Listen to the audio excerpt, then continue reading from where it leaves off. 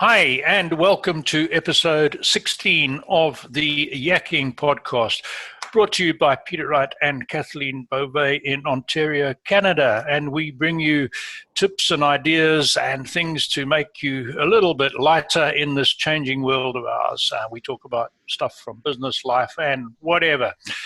We don't have a guest today. Normally we have an interesting guest for you. We've had a bit of a bad luck with technology and guests this week, which we'll go into in a moment. But first of all, most important thing is I need to introduce our very talented and beautiful and inspiring co-host Kathleen down there in Kitchener, Ontario. Hi, Kathleen. Good to see you. Hello, Peter. Great to be here and welcome everybody. Thank you again for tuning in. I'll just tell you very briefly, without going into too much detail, our tale of woe about guests and technology. Well, it's the guests were not the problem. Technology was the problem. We had an interesting guest lined up for Tuesday, and he will come back next week or the week after. And he phoned me or emailed me at the last minute, said, "I'm sorry, but my camera has given up on my computer, so you can't see me." And of course, as things are, he can't go to his nearest supply store and just pick up a camera. He will have to order it online. And of course, the online suppliers are inundated with people working from home. And despite their promises of same-day delivery, it's taking a week or two or more. So that was out. So then we interviewed another guest, and I don't know how I did it, but I managed to lose his file before I could edit it and upload it to YouTube. So that's why we've only had one guest this week, and his video will be published probably tomorrow. So we're just bringing you up to date, and that's enough from me. I'm going to hand over to Kathleen because she's got something to say. Well, yeah, I mean, it's in these situations we were wondering, well, what should we talk about and what would you find interesting? And we always like to hear from you, by the way, and ideas that you might have. But one of the things that is very real for people right now, and this whole isolation topic is really front and foremost in most people's minds, and how it's making us feel. And for me, anyways, there are days where you can kind of feel pretty down about things. And I was telling Peter, when I'm feeling a little bit blue, there's always my go-to places that make me feel better. And I just try to focus on those places that make me the happiest. And for me, I would say it's anywhere in Ireland. Ireland is a country that it's captured my heart, and I absolutely love Ireland and its people. And so whenever I'm feeling blue, that is where I go. And it could be one of the magnificent beaches of Ireland, or it could just be on the edge of a cliff looking at the ocean. That's really where I escape to in my mind. Do you have any place like that, Peter? Oh, Kathleen, but first of all, I've got to take you to task about Ireland. I mean, I've seen pictures of Ireland. It looks beautiful. I think you've got to be a secret masochist for saying you love going to Ireland. I mean, the last time you went, you kept sending me photographs and you said, well, today was a good day. The sun shone for 30 minutes and it only rained for 4 hours. And we walked for 4 of those hours, and we had good rain suits, but we still got soaking wet. And then a couple of days later, you'd send me a photograph of this wonderful castle, and I could see about a third of it poking out of the clouds. So how can Ireland be a warm and enchanting place with that weather? It truly is, though, Peter, and you're absolutely right. In fact, the last couple of times we've been there, it's rained almost every day. But it's Ireland, so it could stop raining and you've got 5 minutes of sunshine and then it starts raining again, and you have sunshine and it rains again.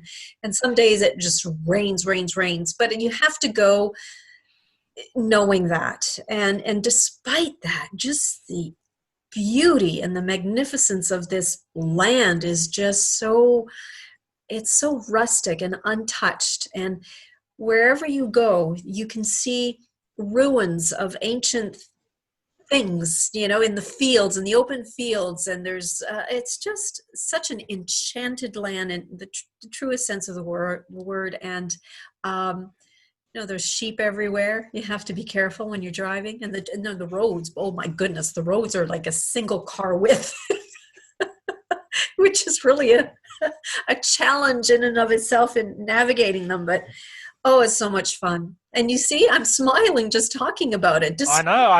I know how much you enjoy it, and I was just giving you a hard time there because it just seemed that every time you've sent me a photograph and a message from Ireland, it's been raining. So but I'm sure it's beautiful. I know, and being a horse person all my life, I know that some of the best steeplechase horses come out of Ireland, and the theory is that they have the best bone of any race horses and the strongest bones in their legs, because most of the grass is benefiting from the chalk that underlies a lot of the soil in Ireland. So the calcium gets into the grass, which gets into the horse and makes their bones better. So, and other people who've been to Ireland tell me how nice it is. I've been to England. I was born in England, been back many times as an adult, been to Scotland a couple of times. And from what you say, Scotland is similar, although further north, so the days are shorter, but same thing, ruined buildings everywhere, very green, very wet. Most days it rains, and very cloudy, and tiny little lanes. And what most people don't know, Peter, is that there are palm trees in Ireland. Yes, yes, on the Atlantic coast, right? Not on the Irish Sea. Yeah, that's right. I saw a documentary of that big house there with the palm trees. You're right. Yeah, yeah. Okay, where do you go to in your happy place? Several places. And the location is not as important as what I'm on. And if I really need to feel inspired, I do.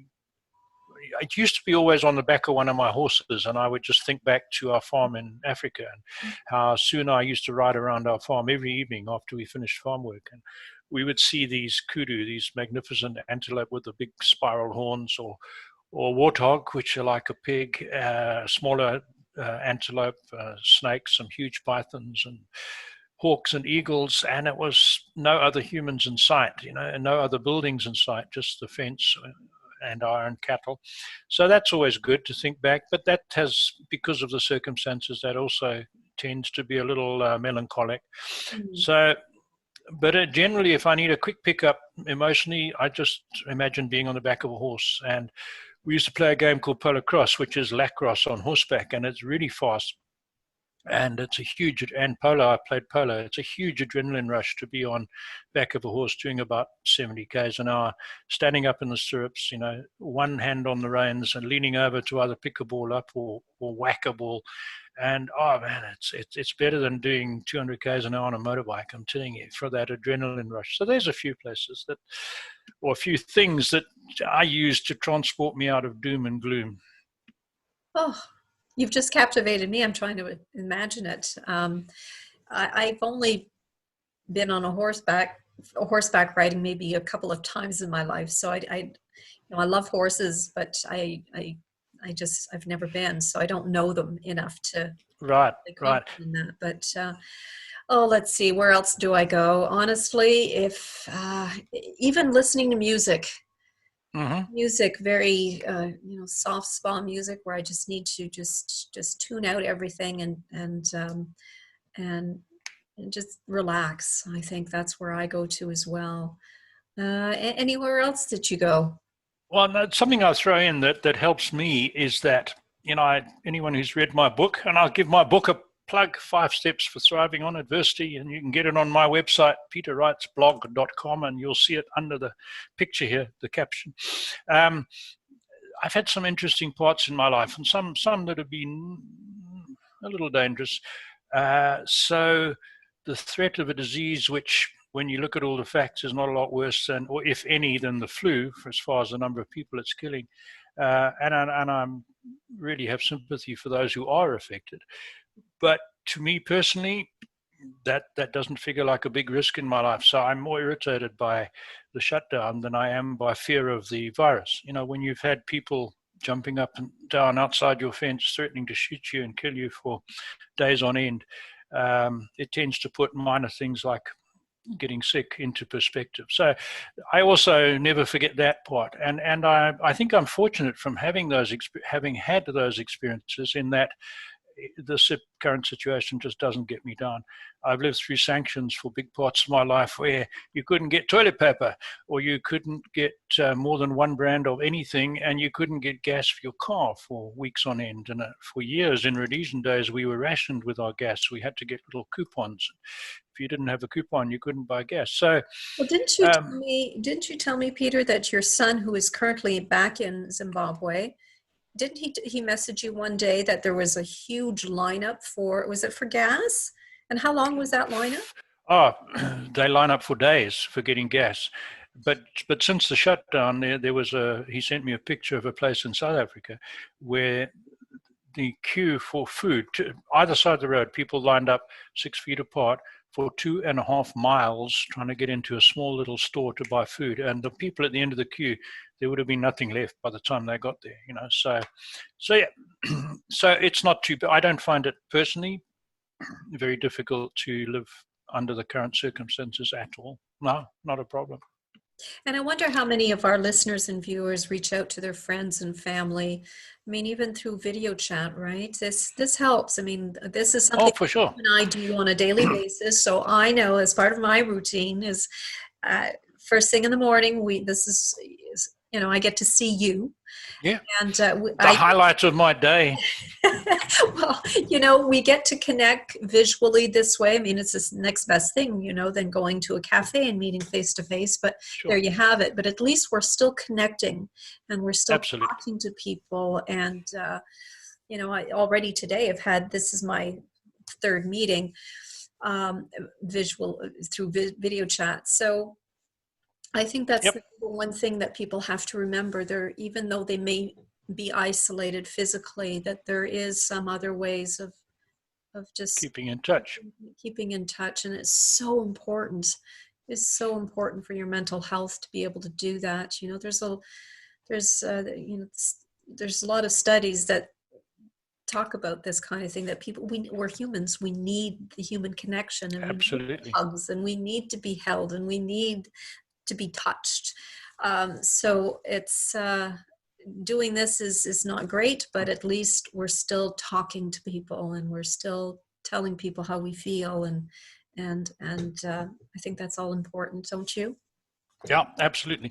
Very, very important. Well, it's a shorter one today because we didn't have any other guests, but we hope that that's told you a little bit more about ourselves and the places we go to when we need a little bit of cheering up. So until next time, that's it from the Yakking podcast. Thanks, Kathleen. Thanks to all our listeners. Until next time.